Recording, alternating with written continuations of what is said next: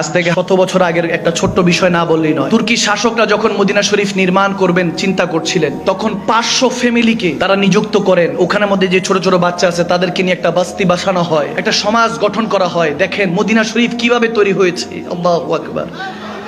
শাহেনশাহ Medina, কুল কায়নাতের সম্রাট শেখ কামলিওয়ালা নবী সেই মদিনা শহরটা কিভাবে তৈরি হয়েছে গভীর খেয়াল শুনে যান। যখন তৈরি করা হচ্ছে, ওই 500 জন পরিবার ছিল, তাদের সাথে দুনিয়ার কোনো লেনাদেনা রাখেনি। তাদের বাচ্চারা দুধ পান করলো, কোরআন তেলাওয়াত করতো, দুরূদ শরীফ পড়তো। সুবহানাল্লাহ।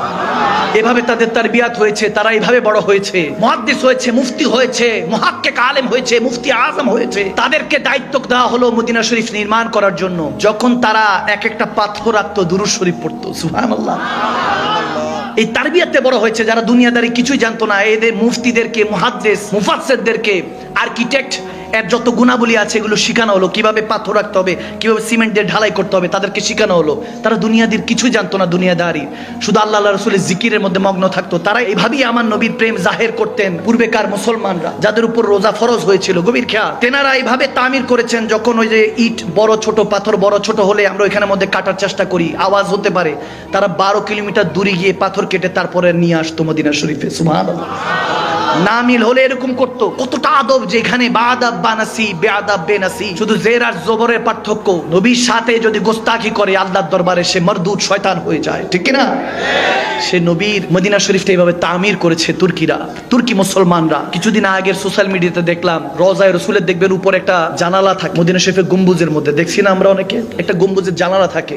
ওই জানালাটা খোলা হয় যখন মদিনায় বৃষ্টির প্রয়োজন হয়। সুবহানাল্লাহ বলেন।